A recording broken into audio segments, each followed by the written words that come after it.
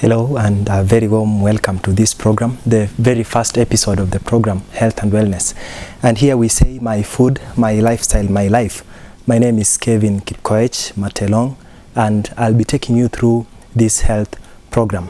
Now, what is health? Is where we are going to start from, and possibly you're already rushing to the definition of health being absence of disease in our bodies, but that might not be true. I'll give you an example of a man who visited a doctor, and he was trying to show the doctor that actually he's having a problem because he was bewitched. Now, the doctor, he was also a psychologist, and he went on to do an experiment to find out if this person was suffering from a psychological ailment or there was some problem in his body. So the doctor took a chemical called sodium hydroxide, and he took water, the natural water which we drink. Now, one characteristic of sodium hydroxide is that it, when you put anything which has life, for example, if you take a piece of grass, if you take human hair, if you take a piece of meat, you put inside sodium hydroxide, it's going to bubble. It's going to do what in chemical terms we say effervescence. Now, the doctor took a sample of his blood and he put it in the first glass which had sodium hydroxide. And true to his expectations, the sodium hydroxide did that effervescent. It bubbled. The man was now convinced that actually he was bewitched, and the doctor confirmed it to him. He told him, "You are bewitched, my brother, and you need to be treated, because if you are not treated, you are going to die." So the doctor took some time. He took some time. He asked him some questions. What happened? How are you bewitched? And he explained that he visited some old grandmom, and the grandmom did something which he was suspicious that actually that was the bewitching. Now, after that, the man was told, "You are bewitched and we are going to treat you." He was given some plain water which was there in the second glass. The water he took, and he was given time to go and relax outside. After around 30 minutes or so, he was called back and told, what's your experience? What are you feeling as of now? And the man explained that he was feeling well and he felt like he was healed. Question: what healed the man? Is it the water? Possibly you are saying water. Some are saying it was faith. But faith in what? Now, let me define what health is. Health is the total harmonious growth, and it is the harmonious unity of the three aspects of the body, that is spiritual, physical, and psychological. When you talk of this man in the example, the man was suffering from a psychological problem. He had faith that he was bewitched and he was sick out of that. There is nothing which had happened. And since he really believed, he had faith that he was bewitched, his head was aching, but there was no any physical ailment in his body. Now, that brings us to the core roles of this program. You might be thinking that this program possibly it is just the same or similar to any other program on health that you have watched, but that is not true too. So stay tuned. In subsequent lessons, you are going to find a clearer picture of what we'll be studying in this lesson. My name is Kevin Kipkoech Matelong. Now, health. I'll start with a brief experiment of rats. Somebody did an experiment using rats to find out the effects, or at least the degree at which somebody did an experiment and he was trying to find out how food affects our lives. He also did an experiment on how exercise, on how trusting in God affects somebody's life. And he did the experiment using rats. He took a number of rats, he put them in a cage and an experiment room, and he fed these rats using different types of food, depending on how human beings eat. The first group of rats, he fed them with the standard Kenyan food. And when you talk of Kenyan standard food, I mean these foods which we eat. Bread, white bread, we take a lot of meat, we take a lot of chips, such things. We take ugali too, and we take little water.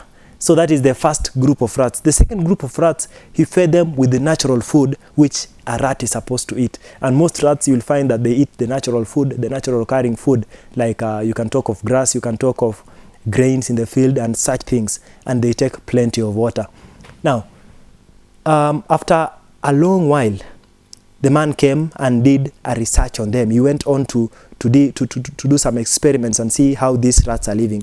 Normally, a rat lives around 2 to 3 years, and therefore, that one equating it to the normal human being life of around 70 to 80 years, you'll find that when a rat, in that experiment, when a rat lives for 3 years, then that is 80 years to a human being. When it lives 1.5 years, that means that it has died after staying for an equivalent of 35 years for a human being.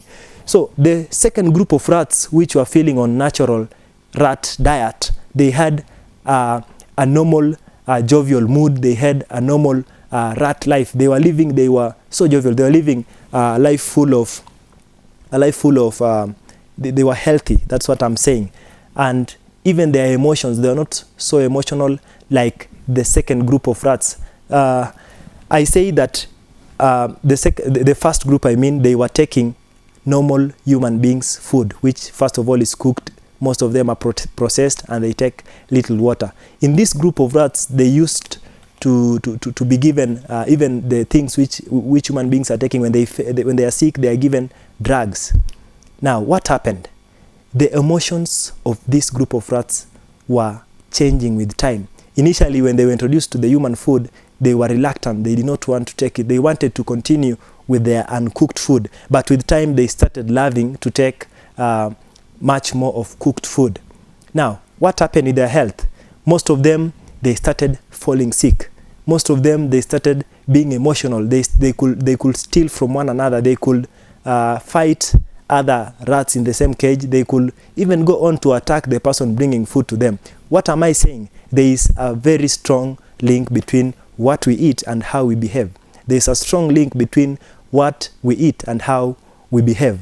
Now, from the first experiment, the spiritual health and the psychological health, together with the physical health, they have to be in harmony for a person to be called healthy. There is some formula which I'm going to teach you. This formula is called a new start. We are in the most advanced age technologically and even medically compared to the previous centuries of human existence. Take, for example, in the warfare, we have state-of-the-art equipments that we use to fight our enemies. We have state-of-the-art equipments that we're even able to detect where our enemies are staying, even at night. And in the medical field, there are also much more advancements in the field of diagnosis and even treatment of diseases. But what's happening? It is in this earth, it is in this age that we are also most useless in treating diseases. Why? Because we are trying to fight diseases. And as you are going to learn much more, there is a difference between fighting a disease and trying to restore the health of a human being. For example, a person is suffering from lung cancer. Lung cancer affects the lung, and this person, he goes to the doctors. They treat him. What will the doctors do? They will fight the cancer, and their fight will be focused on defeating the cancer. So they'll go on every day. They are fighting the cancer. They're using the chemotherapy. They want to defeat the cancer. And if the cancer is defeated, whether you are alive or not, their war is over. The cancer is defeated. But that is misplaced. Friends, we have to change how we look at diseases. We have to change how we treat our bodies if we are supposed to, if we are aiming at achieving a better health. Now, there is a formula which, when you write down, it's called New Start. New Start, it stands for something bigger than itself. New Start, it's like talk of that N: nutrition, exercise, water. That is new. Then start is sunlight, temperance, air, rest, and trusting in God. That is new start, and it's actually a new start. When you observe all those, you are going to have a new start in your health. And as you are going to be studying in subsequent lessons, you are going to understand that when you do a new start in your body, you are going to have a better health. For example, you go to a doctor, he gives you aspirin.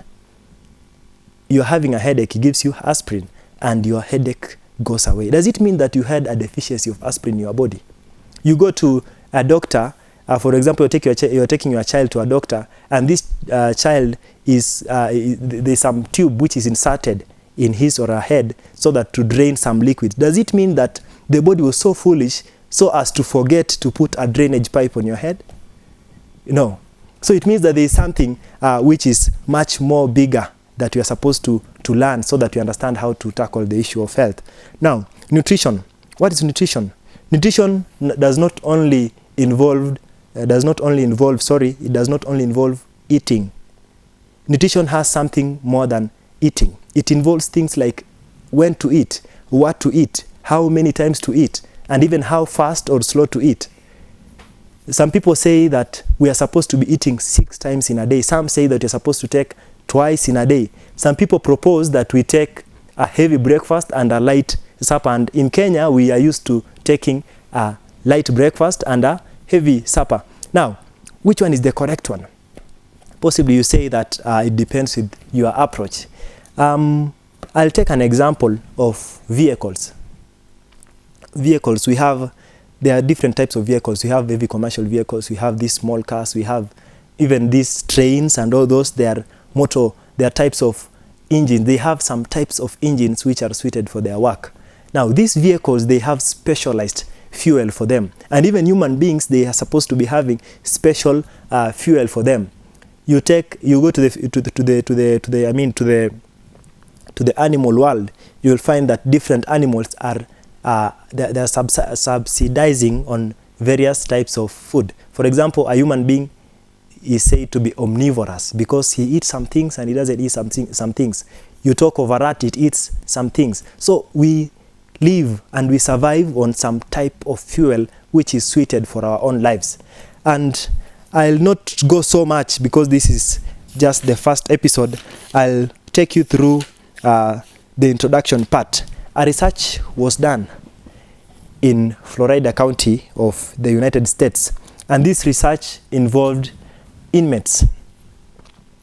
Somebody noted that among those ones who were released from prison, 70% came back having done worse crimes. Now, for every 10, that means 7 came back with worse crimes. And they used this research on rats. When rats took some foods, they become more violent. When they took some foods, they become more humble. They were able to eat their own food. They followed instructions, in short. And they went and tried to implement that research in a prison. So they did a research for around 7 years, and they tried to see is there a link between what we eat and how we behave. So they went on. The first year, the second year, the third year. By the third year, they realized that there was something which was happening. It was very interesting. In fact, the people who were released from prison, for every 10 people, 8 did not come back. Only 2 out of every 10, that is 20%, they were taken back. They were recaptured having done another crime. But 80% were not coming back because these people in the prison, there was a change of diet. You can Google that. When you go to the internet and search the Florida County reforms in the prisons, you'll find a research from 1970 to 1980. There's a research on that, and they banned junk foods. And when I talk of junk food, of course, it doesn't exist. They can't. Somebody said that junk food is eatable garbage. So there is no junk food. Junk is dirt. So we talk of junk. So they removed all the junk and they replaced them with vegetables and much fruit. Of course, we are going to study much more about that. Now, do we need more doctors or we need better prevention mechanisms? That is the question. Do we need more doctors or we need a change of our mindset? When you talk of nutrition, for example, in Kenya, how we eat, how we take our foods, which types of food we take, you'll find that Kenyans depend up to around 70% of the foods we take are refined and processed. And when you take fruits and vegetables, which you take, it's around 7% only. Take an example of people who are living in a place called Okinawa in Japan. These are the people who have been found by research that they're the ones who live longest in this earth. When you go to that place, you'll find that most people are living past 100. Most people, very few are dying below 50 years. When you come to Kenya these days, when a person reaches 70 years, during the funeral, you say we are celebrating life well lived. We used to say that 70 is gone too soon, but these days you are saying we are celebrating a life well lived. So what is the secret of these people who live in Japan? Of course, when you reach there are also reforms. People are looking for these modern foods. They are abandoning their long culture, potatoes and such things. But the stamp is still there. The people are still energetic in that place. When you go to a place called Loma Linda in California, you'll also find a group of people who are taking much more of plants and fruits, and they are taking minimal of animal products, and especially the dairy products. Now, what is the secret of these people in Japan?